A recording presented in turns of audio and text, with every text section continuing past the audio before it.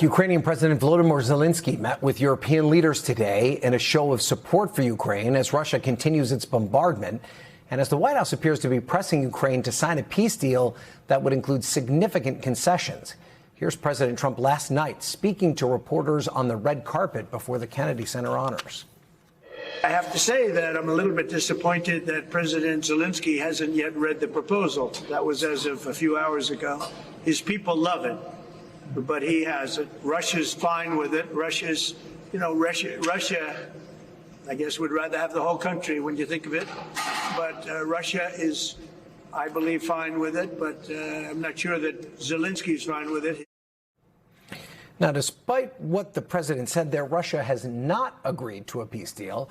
President Zelensky said today that Ukraine is working on a 20-point peace plan with EU leaders and that he hopes to share it with the U.S. by tomorrow.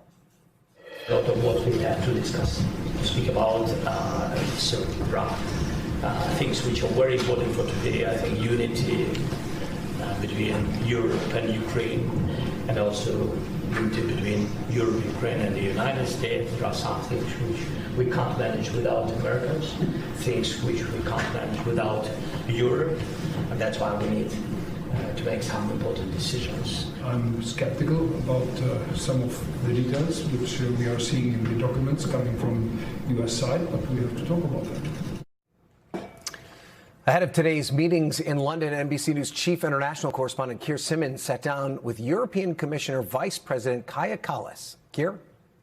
Well, as President Zelensky prepared to meet with European leaders in London today, some of his key allies, President Trump posted that Ukrainian negotiators, quote, love his peace plan. Now, that may be an example of positive thinking designed to push the peace talks along, because it came after President Trump's own son, speaking in Doha, in the region where I am now, said his dad could abandon Ukraine. And of course, last week, President Putin doubled down on his demands in an interview reported by Russian state media, saying his military will take more territory, the whole of Donbass, he said, by military or other means. In other words, give us what we want, or we'll just take it by force. Ahead of today's latest European summit, I sat down with the European Commission's Vice President responsible for foreign affairs, and I asked her about the Trump administration's Russia negotiations. Can Europe trust the Trump administration to negotiate with Russia? Can we trust Russia?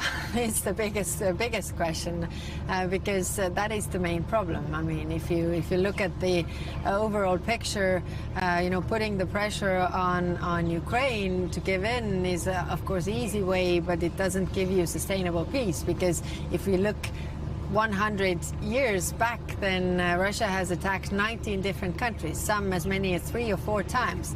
So, the problem is clearly Russia doing that over again. So if Ukraine receives security guarantees, they are out of the danger, but then somebody else is in danger. I mean, we have Central Asian countries that have border more than 7,600 kilometers. They have critical raw materials. I mean, if aggression pays off somewhere, then it serves as an invitation to use it elsewhere. That is my point. And that's why we have been also signaling that, in order to have peace and sustainable peace that lasts, we need to get concessions from the Russian side, that they will not do this again.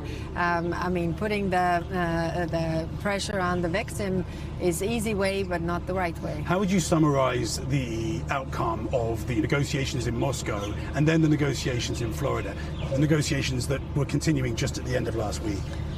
Well, of course we welcome any push for peace, but we see very clearly that while Ukraine has agreed to unconditional ceasefire already in February this year, then, Russia is just pretending to negotiate. Every time, it gets tougher, then, they make a face and pretend they negotiate. We need to get to a point where they actually need to negotiate.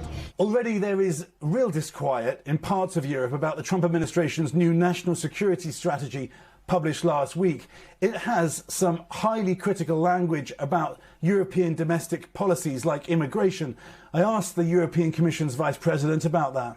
The Trump administration just published its national security strategy. what it has to say about Europe is unprecedented. What was your reaction when you read it?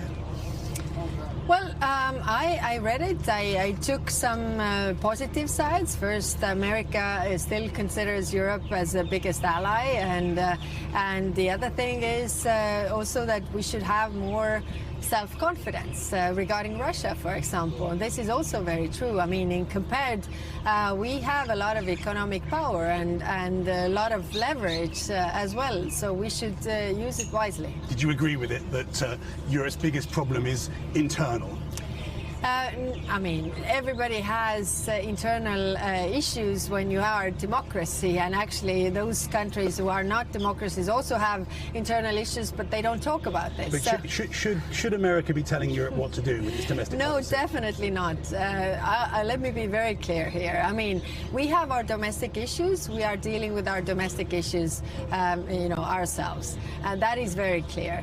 What we are working together with the Americans are, transatlantic issues, but also global security issues. I mean, different parts where we can cooperate together. I mean, the worries that the Americans have when it comes to global drug trafficking, for example, are also the worries we have. But global challenges require global solutions, and there we are willing to work together. But what comes to our internal issues, we handle them ourselves.